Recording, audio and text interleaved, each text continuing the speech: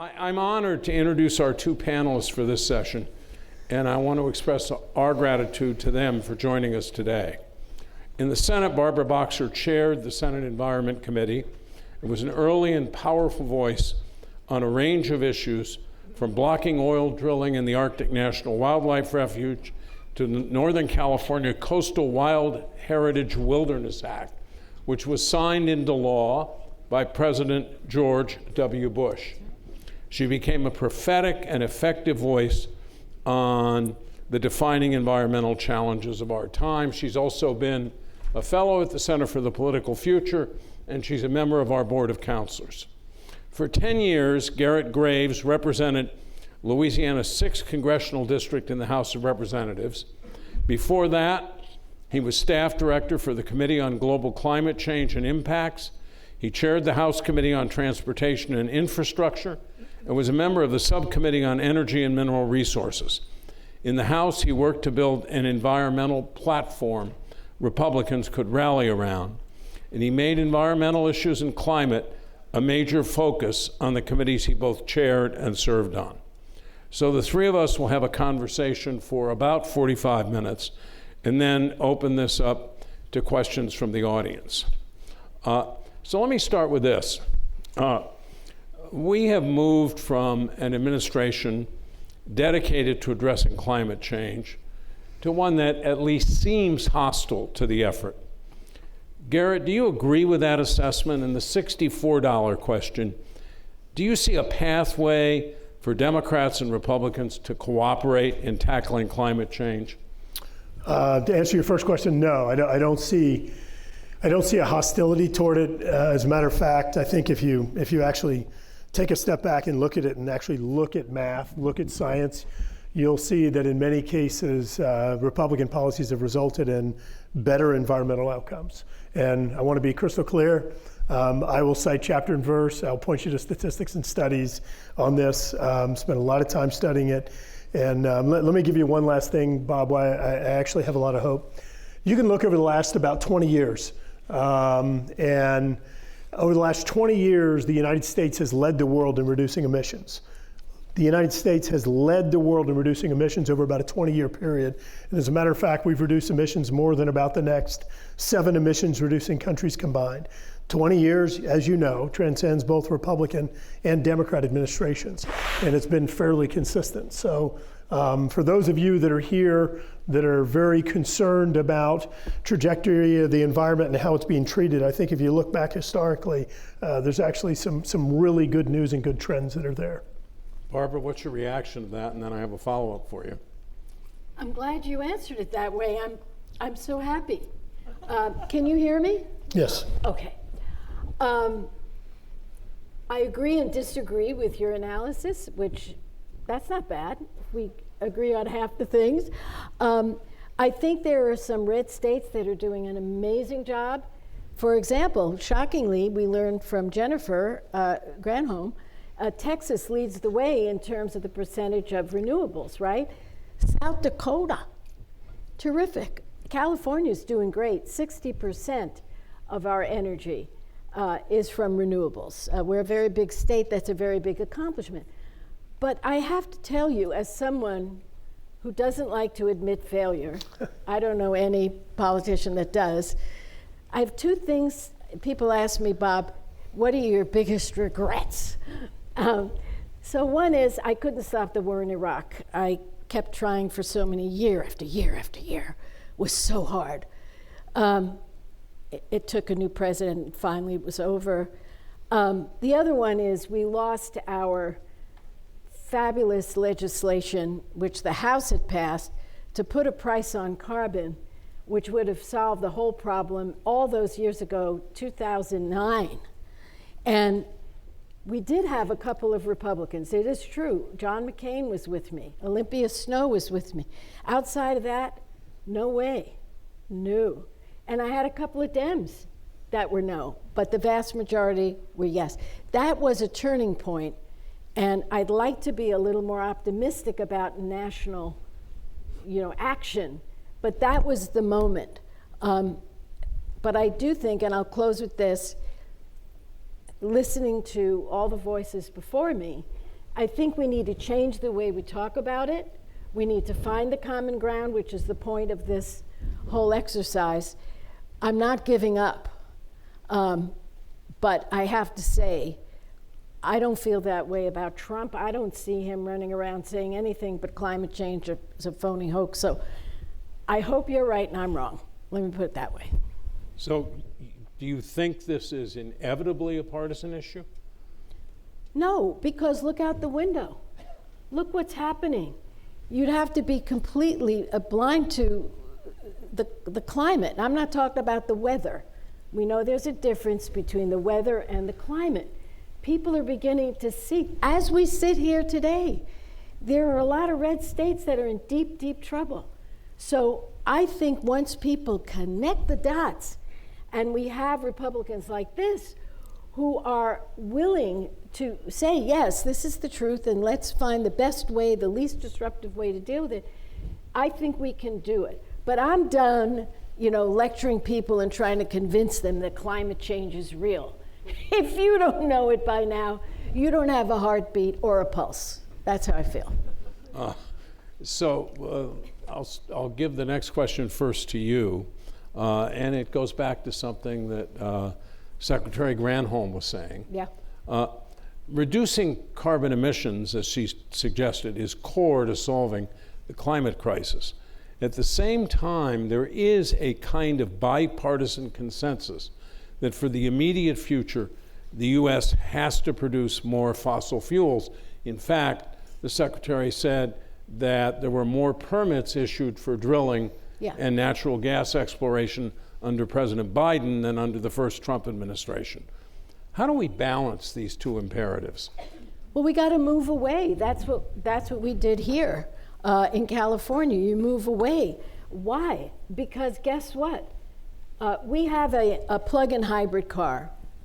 We love it, and we never go to the gas station and pay those ridiculous prices, except when we take a long trip, because we get 50 miles on that charge.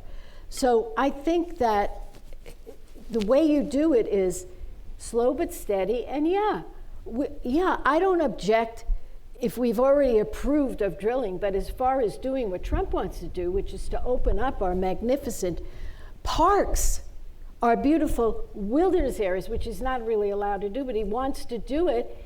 What did he say all through the campaign, everybody? Drill, baby, drill. Well, I say if you drill, baby, drill, you burn, baby, burn. And that's not a joke. That's a serious thing sitting here in Los Angeles. So I am very, very worried, but I do see you have to be willing. Like, I don't even like nuclear energy. I'm scared of the waste. But show to me that there's a way to do it in a safe place, I'll be open to it. So we just have to bring everybody along. Last point. I always say that as a U.S. Senator, because then you could go on all day, as you saw Cory Booker do. I think at this stage in our lives, we're going to lose the planet. We're going to lose it. What are we doing? My grandson happens to be here sitting in the audience. I owe him a lot more. I couldn't do what I wanted to do. But this guy's younger. He's going to do it. He's going to help do it. And you're going to help do it. And the reason I'm optimistic is the younger people, you don't have to give them a lecture. In 2008, when we had the first hearing on climate change in my committee, every single scientist, Republican, Democrat, Independent, we didn't know who these folks were. They all agreed, they all predicted all this extreme weather. Now people know it.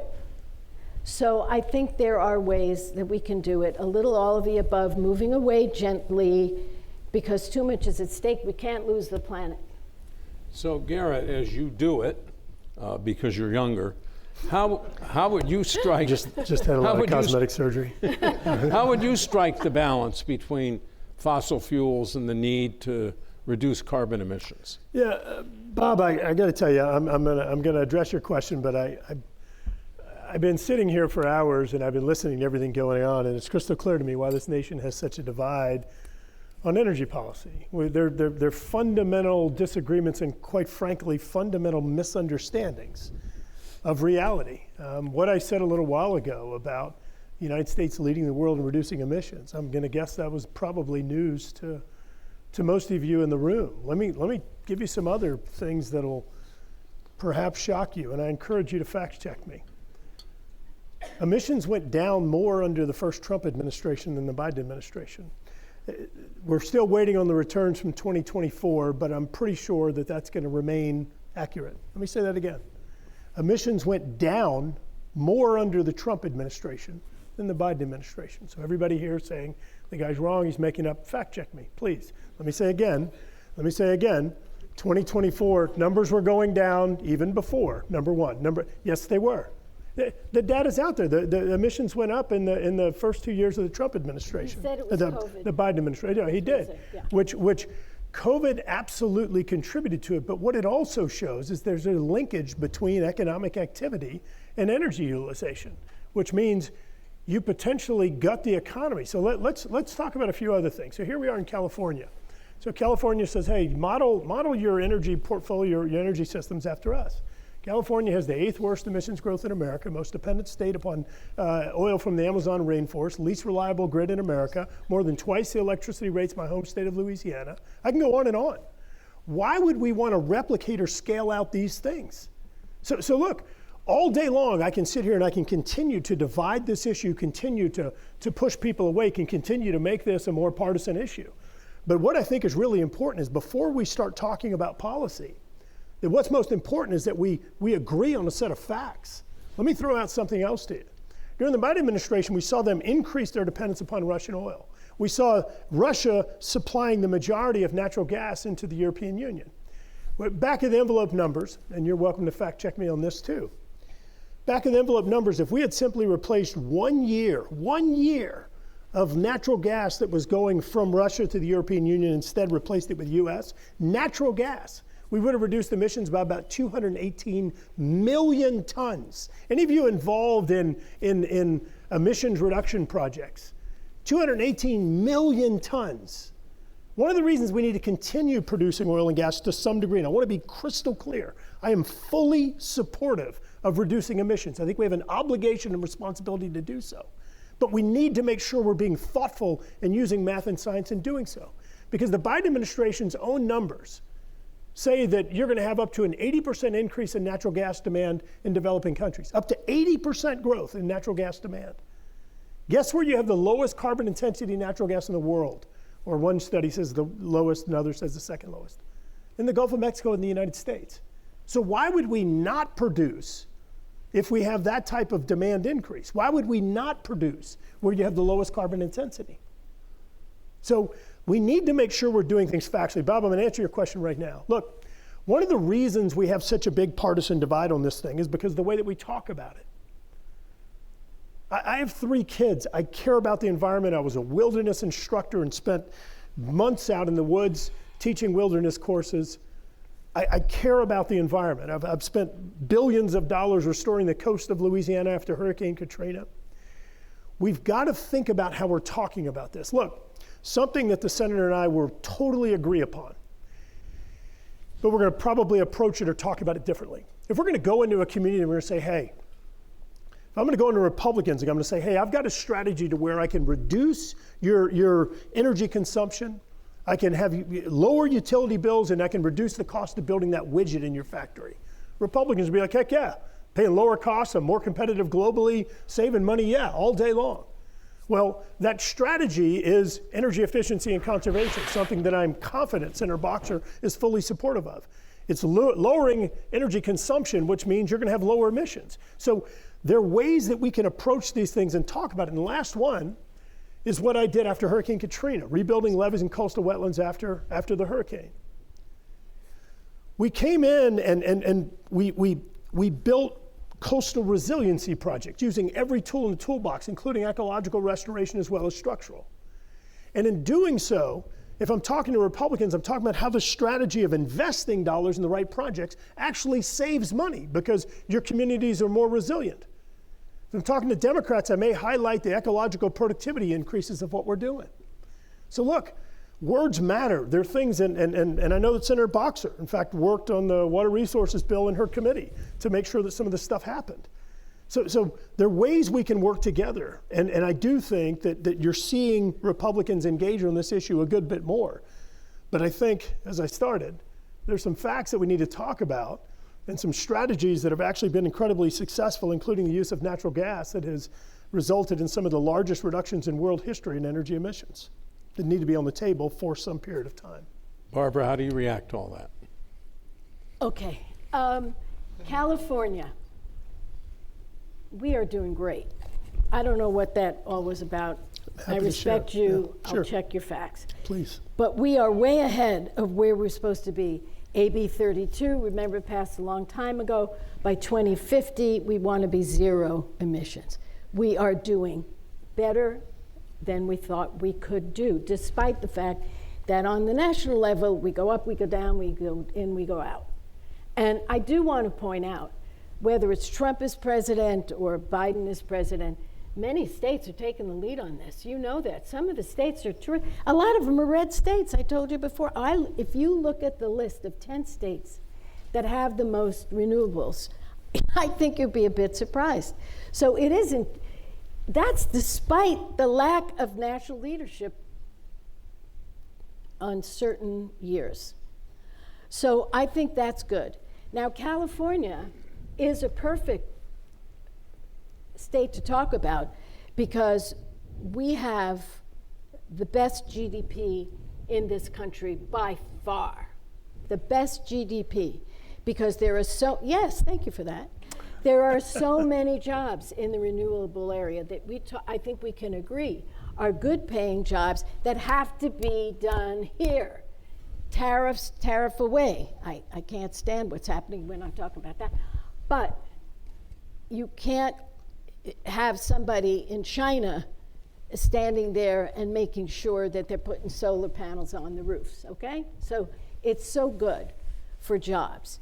So I would just say, in summary, the fact is that California is doing just fine, thank you. We're way ahead of where we're going to be. Are we perfect? No, we are not. And we are doing all of the above. And a lot of people love natural gas. They love natural gas. I had somebody call me and say, "Will you help me? I want to get natural gas." Well, I said no, because they say it's a transition fuel. And it is. But why go there if you can go to the beautiful solar, to the beautiful wind, like Texas is doing? They lead on wind energy. So I feel like I don't get why you would attack California. I don't agree with your facts on that. Are we perfect? No. Could we do more? Yes. But I'm pretty proud of where we are. 5th largest economy in the world. In the world. Right behind Germany. Garret, I saw you taking notes. Go ahead. Yeah. Oh, you better clean that up from what you wrote. Yeah. Just kidding. Just kidding. Look, one thing that I think is really important for us to be thinking about is we're talking about, Senator Boxer said energy transition, I believe is the term she used. And let me say it again. I'm fully supportive of every energy technology, of small modular reactors and nuclear, of hydro and wind and solar and tidal. I mean, everything we can use. We're going to need all of it, because here's what's happened. Over about the last 40 years, we haven't had a growth or an increase in energy demand, or the increase in the growth of energy demand. We are projected to see the numbers go like this because of electrification of cars. My refrigerator now talks to the internet for some reason. The AI data centers. We're going to see this surge in energy demand. And so we're not in a situation where we're used to building out all this new generation capacity and transmission and distribution, but we're going to have to be. So look, everything needs to be on the table. One of the things we're doing as Americans, shooting ourselves in the foot, is one, having energy policy widely swing pendulums, where Obama was here and then Trump goes here and then Biden goes here and Trump goes here. If you're looking, and you know, the senator knows this. Oh, I just hit my steps, look at that. the senator knows this, but we're talking about investing tens, hundreds of billions of dollars. And you're telling people you're getting 4 years of certainty and then 4 years of certainty. People aren't going to do that. They want a 30-year time frame on predictability and certainty. What are the rules of the game? And so we're shooting ourselves in the foot by having these wild pendulum swings, by allowing this issue to be a polarizing or divisive issue. We need to build upon the energy conservation, energy efficiency story that I talked about. We need to be building upon the fiscal conservative argument for being investing in resiliency, as well as the ecological productivity improvements that result there. It's really important, but we also need to be looking at this from a global perspective. Because I mentioned at the beginning, the whole 20-year thing. Let me give you another stat. During that 20-year period, for every 1 ton of emissions that we reduced in the United States, guess what? China increased 5. For every 1 we decreased. And so, look, this is really important. If this is a global issue, we can't put California in a bubble and say, hey, look what we did. It is a global issue. So we got to be paying close attention to what's happening globally. Yeah. And if we're putting too many restrictions or driving up cost in the United States, guess what happens? The production goes elsewhere, whether it goes to Mexico, Brazil, India, China. And they have a less efficient energy economy than we do, meaning, said very bluntly, for every ton, for every megawatt of electricity, they have higher emissions than we do in the United States. So that's a major problem. I'll just give one other reason why I think that in some cases,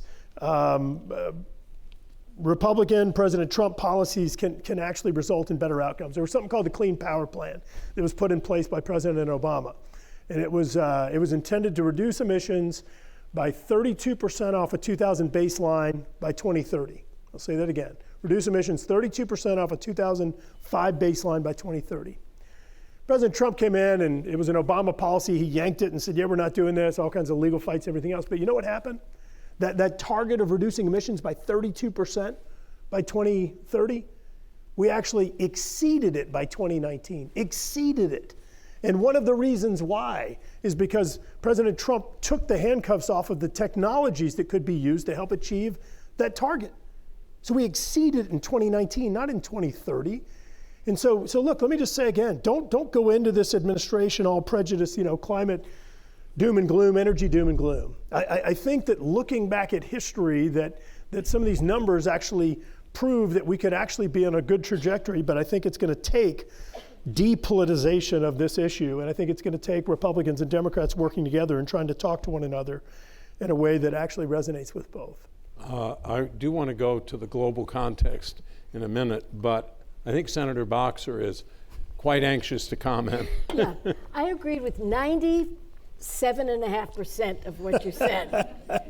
But when you say no doom and gloom, you've got to be kidding. With Trump and Vance pulling out of the Paris Accords after you say this is a global imperative, it's a horrible message to send. This is ridiculous. And who do we pal around with now? Putin. I never heard him say climate change. I don't know if he knows what it is. He's too busy at war. So, I love your optimism. Sure. I want to share it. I think you're totally right. It's a yo-yo. This one has this plan for 4 years. That's why we have to make sure, as Jennifer Granholm said, that the Congress does not repeal the Inflation Reduction Act, which has given so many incentives and seed money to so many good projects. Oh, I thought you were going to say that's why we need Trump for a third term. I'm sorry, I thought so. Oh, God. If you had said that, I would have committed you to a memory care facility, as we call them these days, immediately. By the way, I won't talk about that, Trump for a third term. It's called the U.S. Constitution. So I'm not even giving that air. But I know it was a good joke on your part. But in any case, I think you're right to say this going up, going down is ridiculous. The other last point is, again, the good news is, regardless of who's president, the states are doing this. They are doing it because of all the reasons you stated. It makes sense for consumers to save money. It makes sense to have good renewable jobs. It makes sense for people to finally say, there's a lot of hurricanes, there's a lot of, maybe it's a good thing to change. So we're getting to that place, thank goodness, but it has been a long, tough climb. And as I said, you know, it sounds funny to say this, but when you get of a certain age and you think back, if I only had 4 more votes, it would have been different. Because if we had put a price on carbon, that would be the whole thing. That's when you move. It's the easiest way to do it. It's not going to happen in the near future. I do think we have to move to the global context, because you both referred to it. And Garret, despite the reduction in emissions in the U.S., we're the 4th most populous country on the earth and the 2nd largest emitter of carbon pollution, accounting for nearly 13% of global emissions in 2022, and you can fact check me on that. China and India, the 2 most populous countries respectively, account for nearly 33% and 7% of global carbon emissions. How much do American efforts to reduce our emissions matter when those 2 countries are not only responsible for 40% of the carbon pollution, but it seems to be growing? Can the U.S. bring them fully into the effort to deal with the climate crisis, especially in the midst of a trade war, no matter what you think of the tariffs, whether you think they're good or bad, and after we've withdrawn from the Paris Climate Accords? You want to start? Well, so look, let me go back and restate what I said earlier. As the United States has led the world in reducing emissions, China's increased 5 tons for every 1 ton of emissions we've reduced. It's a global issue. I can't say it enough. This is the wrong direction. Paris Climate Accord, let me split the baby on this one a little bit. One, I believe the United States needs to be in an international venue for climate. Okay? I believe the United States must be in an international venue, whether it's the UN Framework Convention for Climate Change or it's something else, I don't know, but we need to be in something. However, in the Paris Accord, China, let's see if I can remember this right, China right now, they emit more than the United States, the European Union, I think South Korea and Japan combined, and they're going to increase another 50% by 2030 or something. I mean, they could just, the numbers were outrageous. And for China and India to come in and say, oh, hey, we're developing countries, we shouldn't be held to any type of strict standard. I don't think it's appropriate. China's out there spending trillions of dollars in defense and in Belt and Road initiatives around the globe. That doesn't resemble a developing country to me. And so, and how much sense does it make for us to sit here and continue putting additional restrictions and, quite frankly, costing our own citizens and allow this, what I'll call leakage, where you tighten up regulations and cost so much in the United States? Again, they say, I'm going to Mexico, I'm going wherever else.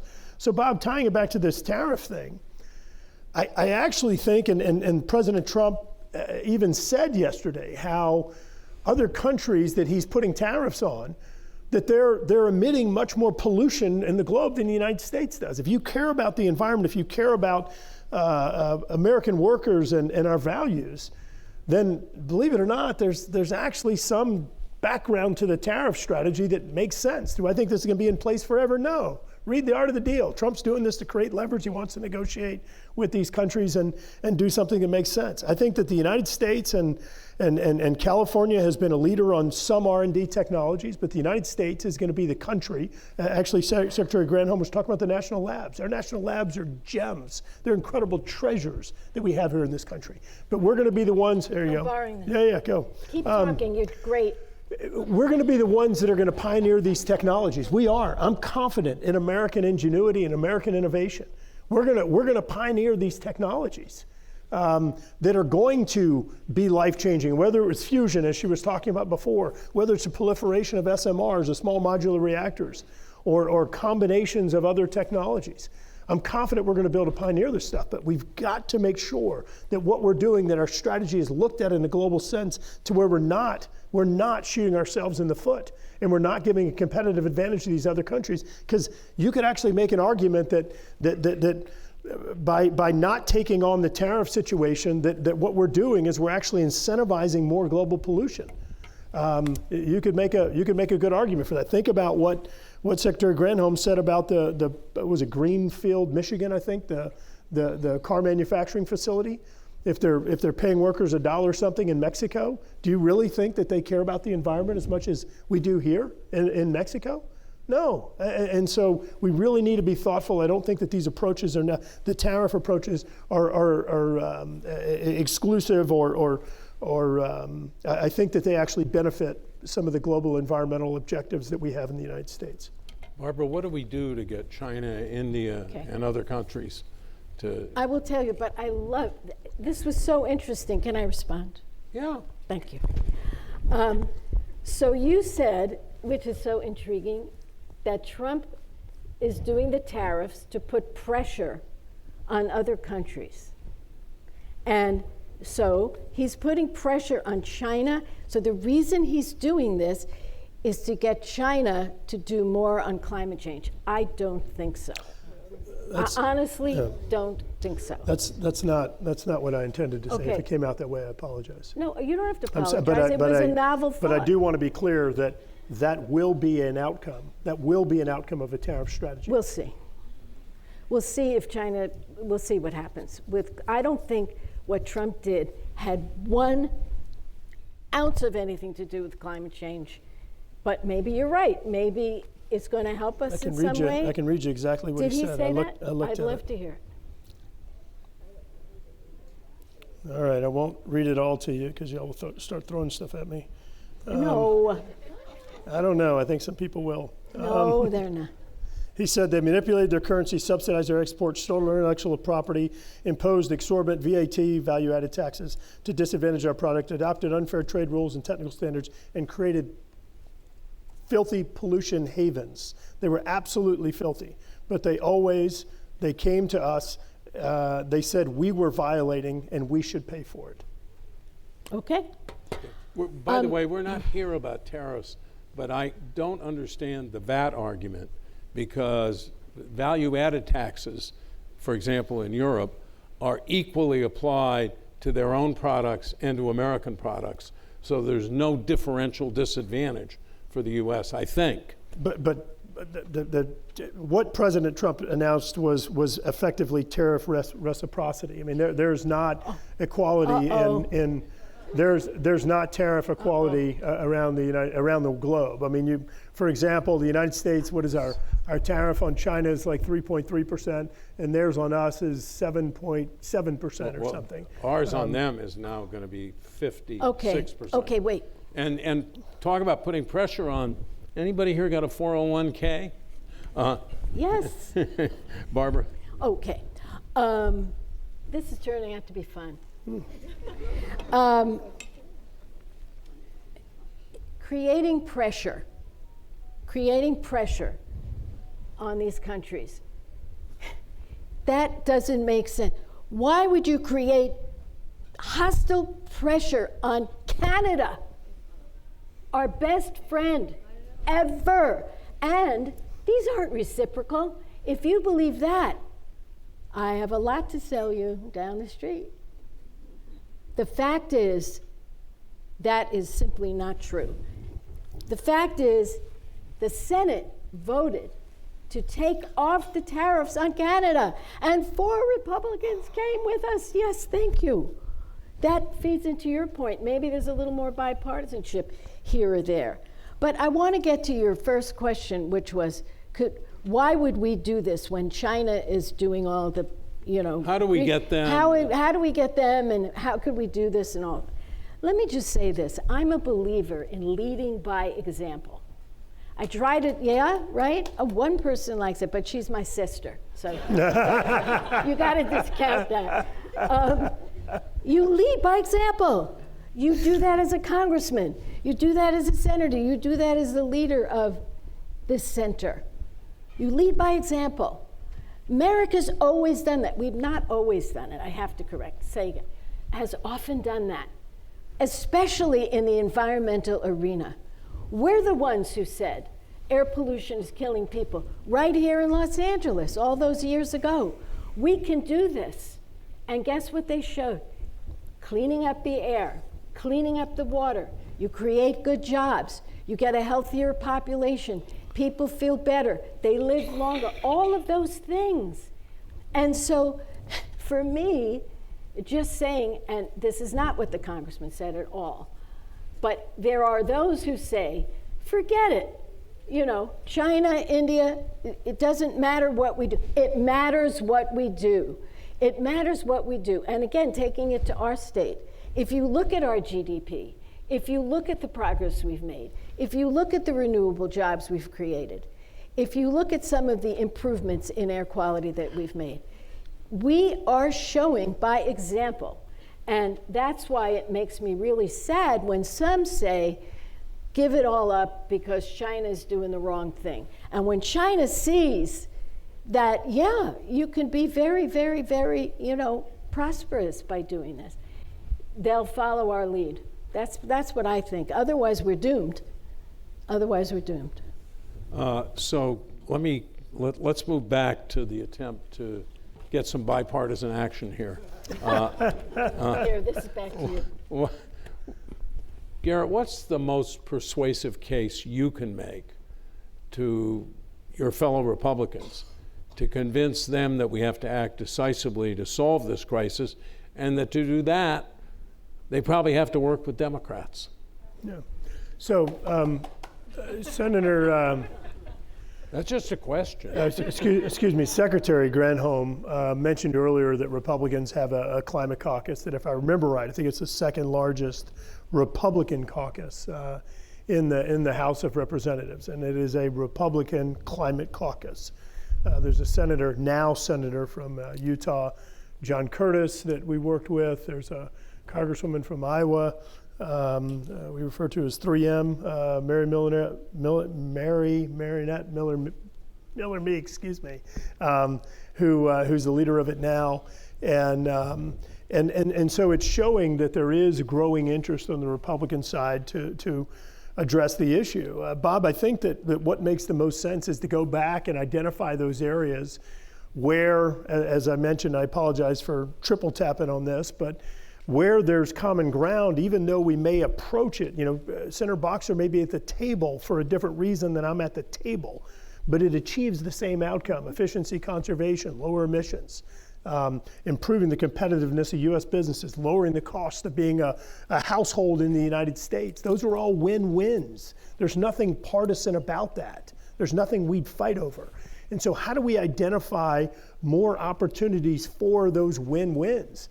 And I think it's very doable, but I do think, as Secretary Granholm said earlier, I do think that we have to recognize, based on math and science, that actually producing more natural gas and exporting it actually is going to result in lower global emissions for a period. And I think that math and science, it indicates that's the case. That doesn't mean we do it to the detriment of some of these other energy alternatives. I think we continue working. I think one of the things that we need to be doing, and I think Senator Boxer probably would agree here, I think I've spoken for you more in this than I ever have in my life, but I like it. But I mentioned earlier, we have these national energy labs, and I mean, these things really are national treasures. The people there, the things that they do, it's remarkable.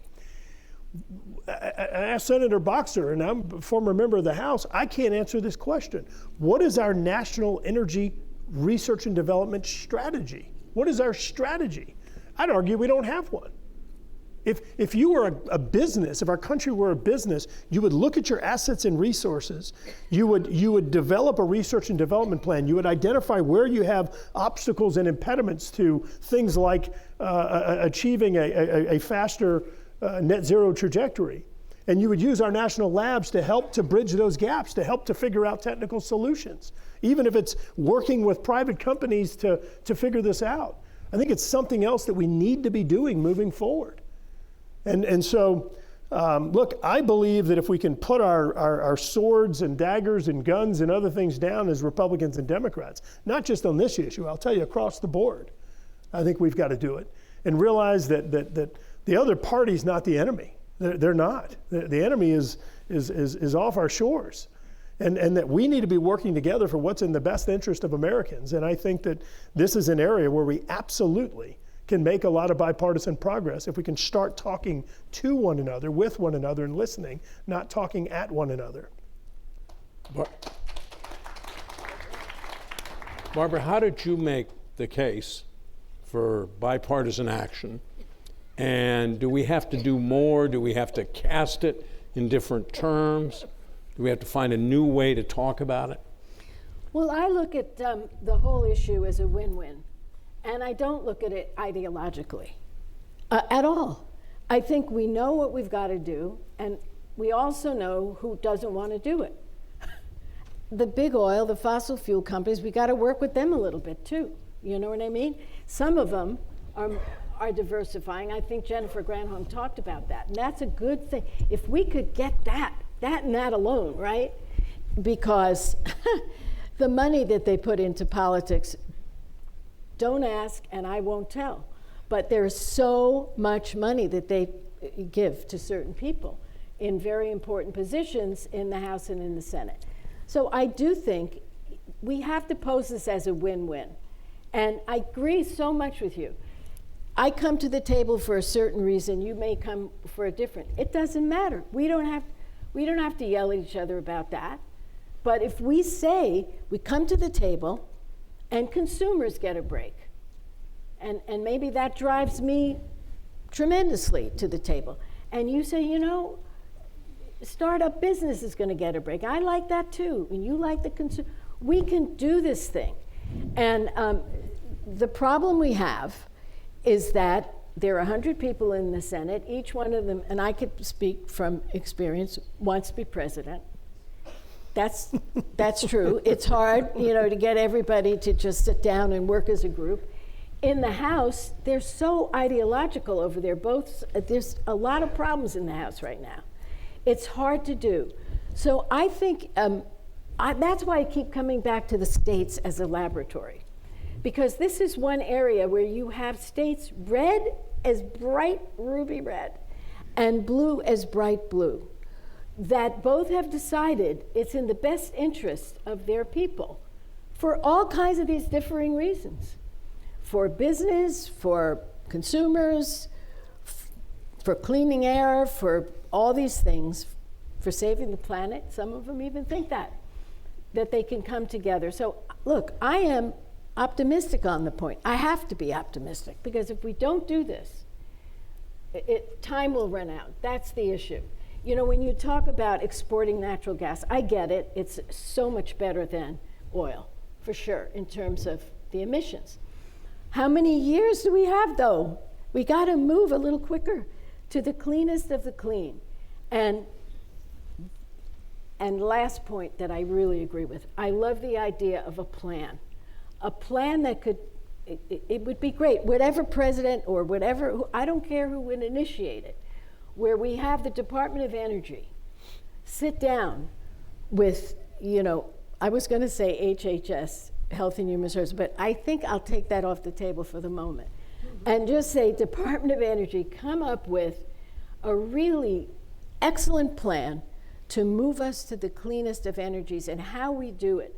And be very honest about it. Who will get disrupted? And if they get disrupted, can they get job training? That would be a wonderful thing to do. So maybe it's going to take some outside think tanks that are bipartisan to come up with this. I would love to see that, you know, this wonderful place here, this wonderful campus here, this whole idea of this mission of the center could come up with these plans where Republicans and Democrats sit across the table, get mad at each other, laugh, cry, hit each other, whatever it takes. And then at the end of the day, here are 10 things we agree on. I think that's what we have to do at this point in our history. I really do. So in a minute, we're going to turn to Q&A. Quick final question from me to both of you. Where do you think America and the world will be on the climate issue 10 years from now? And are there reasons to be hopeful? You're first, because you'll be here in 10 years. Yeah, look, I'll sort of reiterate one thing that I said before. I have so much faith in Americans and our national labs and in innovation and ingenuity that I'm I'm really confident that we're going to have a diverse bucket of solutions that are going to be deployed for energy. And when I say deployed, I want to be clear. In our office, we used to have 5 things on energy that we thought were important, 5 criteria. It was all about reliability and affordability. It was about cleanliness. It was about exportability, and I want to talk on that one for just a minute. It's really important that whatever our energy solutions are, they're things that can be exportable. And we can't just develop solutions that are just native or dependent upon one country. And the last one is the security of the supply chain. I think some major mistakes were made in energy policy in recent years that forced all roads to China, that had the critical mineral market cornered, that had battery manufacturing, solar panel manufacturing. We saw that country weaponize gloves and masks during COVID. Gloves and masks, weaponizing that during COVID. You think they're not going to weaponize an energy supply chain if things go south between our countries? It's really important that we have a secure supply chain behind these energy technologies as we move forward. So I think that you're going to see some leaps and bounds in innovation. I think that AI is going to be incredibly helpful in helping us to resolve some of this uncertainty and some of these impediments that we have in energy development and new technology development. And I think that you're going to see massive improvements in energy efficiency moving forward to where we will be able to run the same cities and neighborhoods and homes on a fraction of the energy that's used today. And so again, those 5 things I think are really, really important as we move forward. And I think that innovation is going to be the absolute problem solver here. Barbara, looking ahead 10 years, are you hopeful? Well, I hope I'll be here. That's the first thing. But that's a joke on my age, guys. I hope you get. Okay, here's the situation. In 10 years, it'll be 2035, right? That's literally 15 years from the ground zero year. Everybody says 2050. We better get it together, folks. We don't have a choice. We have to do this. We have to do what we're talking about. We have to do this. And yes, I'm the eternal optimist. I have a relative who says I have toxic positivity. Think about that. And the fact is, there's a little truth to that. That's why I stayed in Congress in politics for 40 years. Very positive. I could always see there's light. And I do. So I do agree technology is something we didn't get a chance to talk about.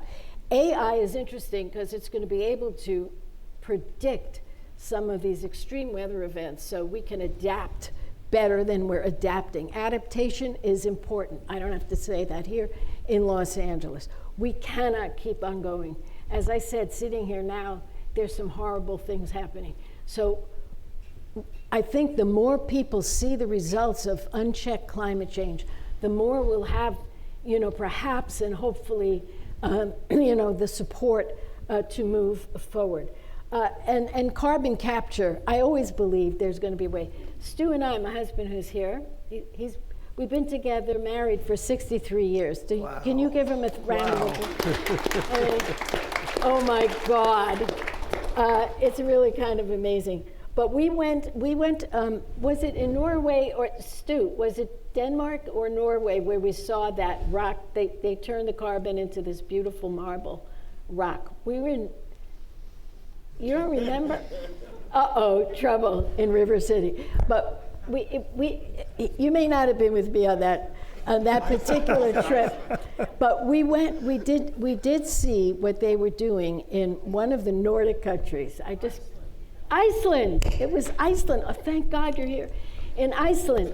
So what they did was, listen to this, they had this carbon capture program where they captured the carbon and then it turned into this beautiful marble, sort of stone.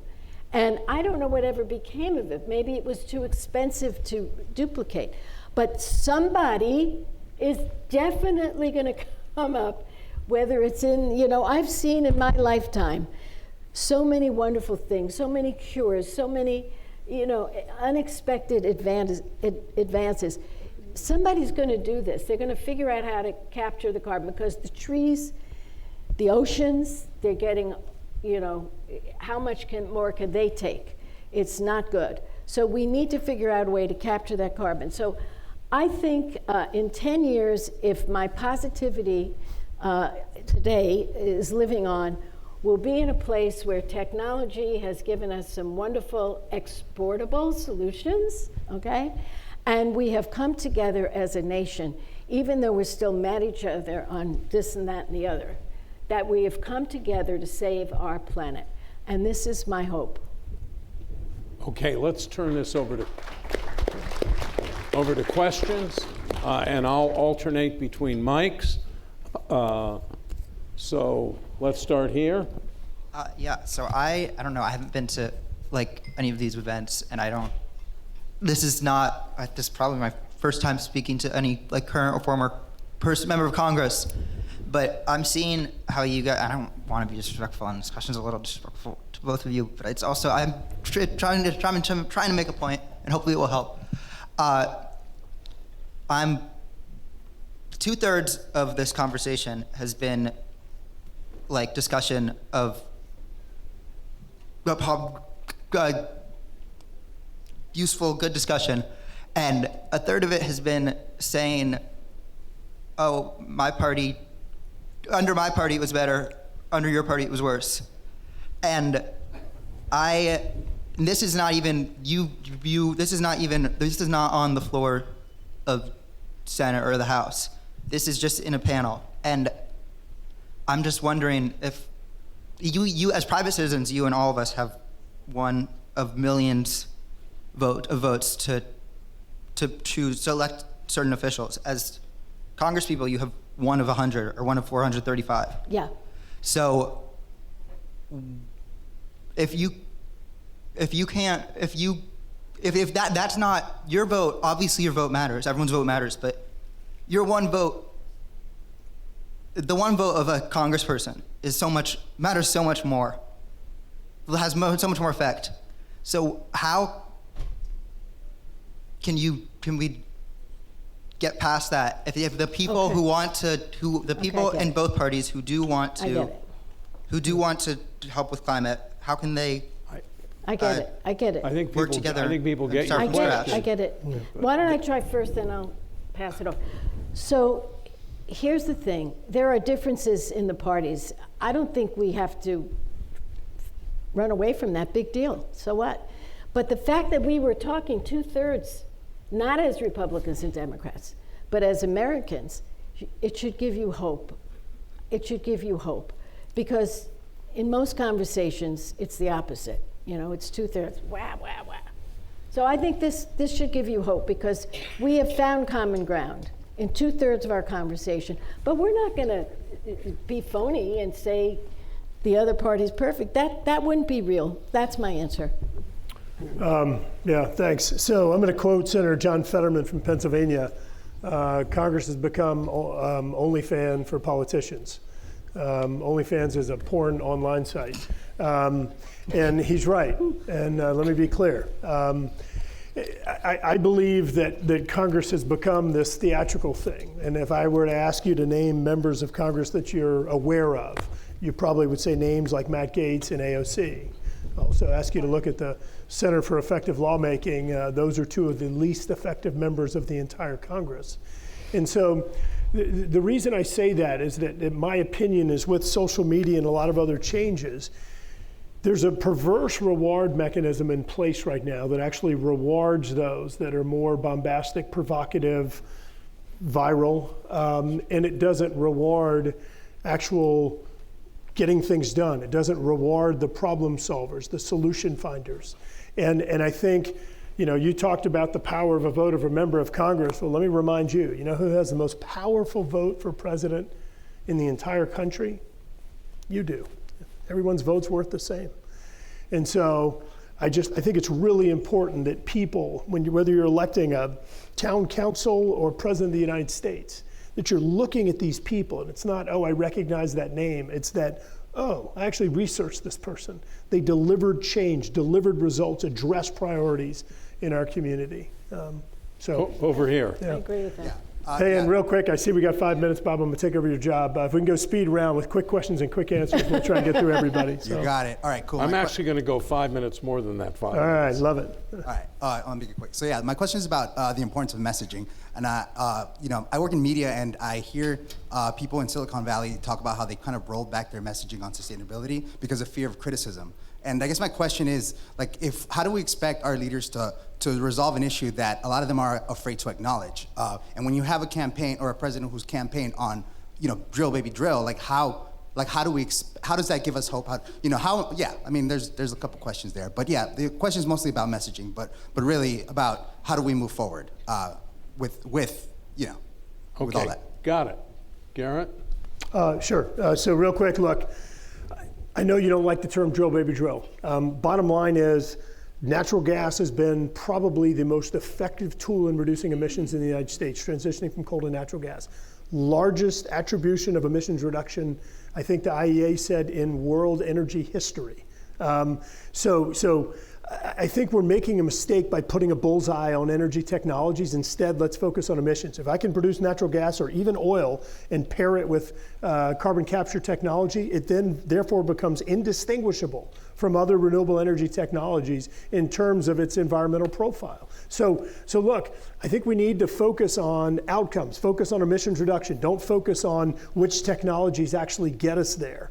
I think is one thing. Secondly, look, I get it, and it kind of goes back to the whole pendulum swing thing I was talking about earlier. I don't think it's helpful to have people take such entrenched positions and wildly polarized positions as we're seeing right now, because it does chill investment business, messaging strategies, and others. Bottom line, messages like a clean planet are things that resonate in Republicans and Democrats. Efficiency, conservation, it resonates with Republicans and Democrats, and I think there are a lot of common messaging tools or themes that we can all agree upon.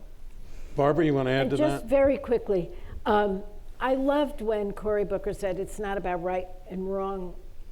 It's not about right and left, it's about right and wrong.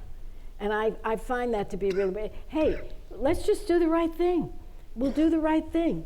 We'll make sure this planet's around. We'll work with anybody from any political party who understands that there's value added when you take care of climate change, the good jobs, the cleaner air.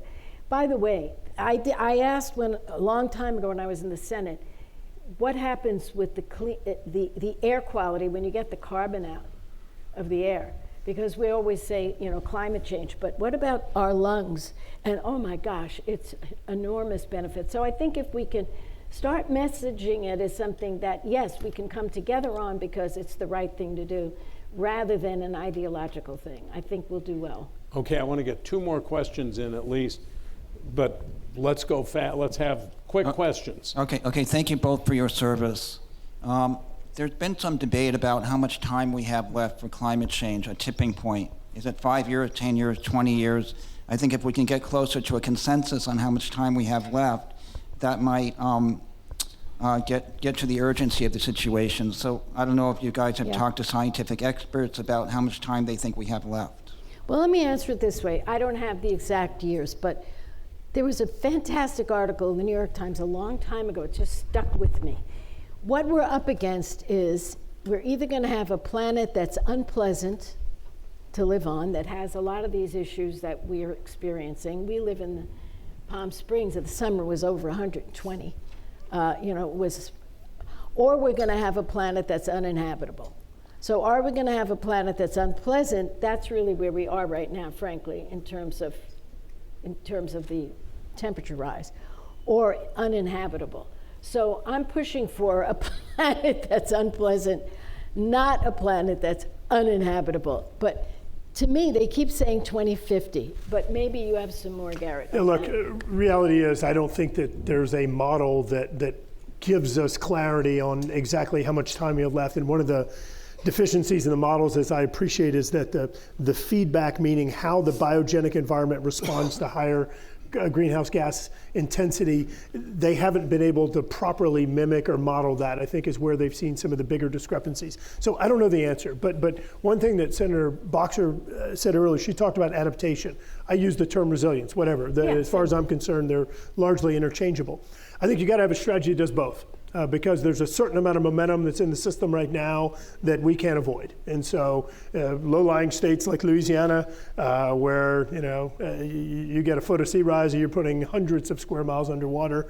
And so we're losing a football field every 90 minutes today in coastal land loss.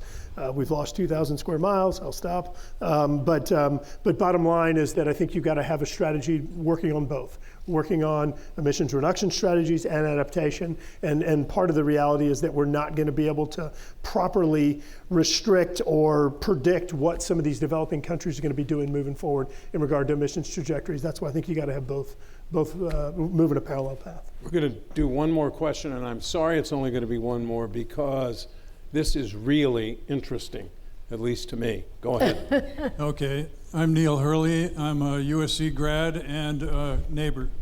And I had an empirical observation that I would like to make that will support both things that Garret said about reduced emissions and that Barbara said about leading by example.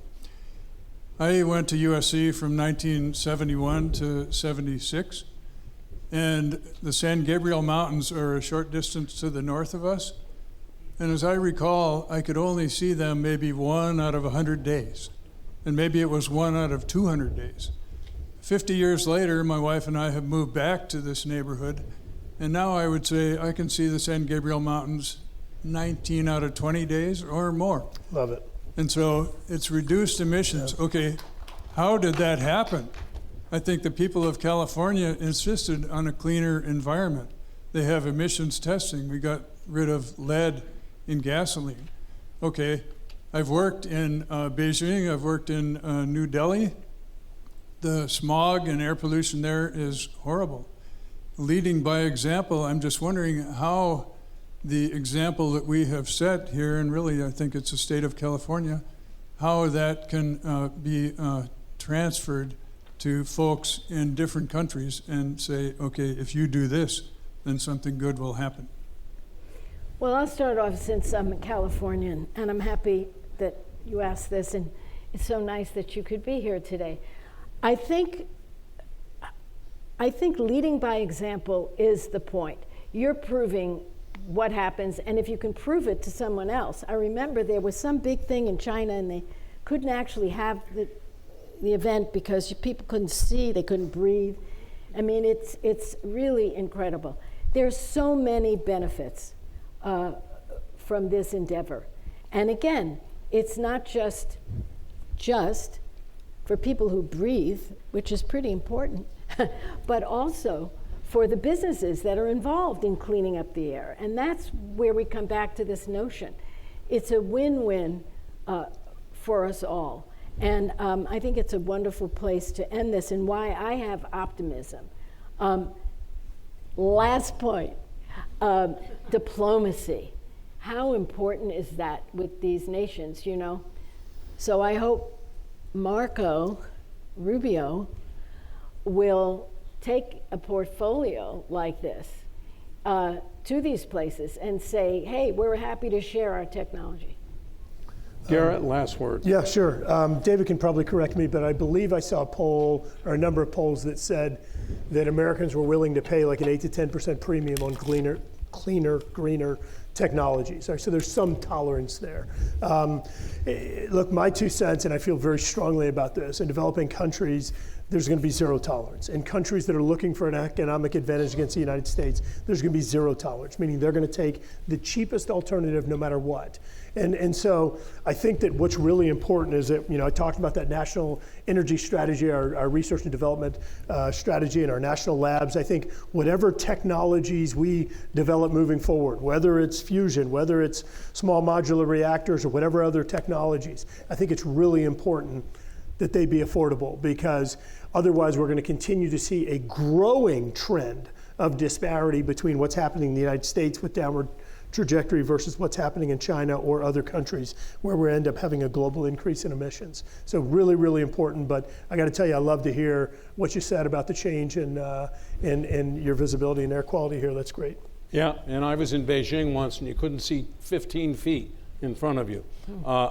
So that's all the time we have left. Let me thank Senator Boxer and Congressman Graves for agreeing and disagreeing in a civil manner on an issue that too often evokes rancor and recrimination. Let me thank the Wrigley Institute for this terrific partnership, which is now almost a decade old. And let me thank all of you in our audience, all of you who are watching on Facebook Live or Zoom, and everyone who will listen to today's conference on coming episodes of our podcast, Let's Find Common Ground. I leave today convinced that this is difficult but not impossible. And it's a place where we have to find common ground for the sake of our planet, our security, and ultimately our democracy. I invite you to see how we're doing by joining us at next year's Climate Forward Conference. I promise I'll be there, God willing, which will once again be held in Earth Month. Thank you all very much. Thank you.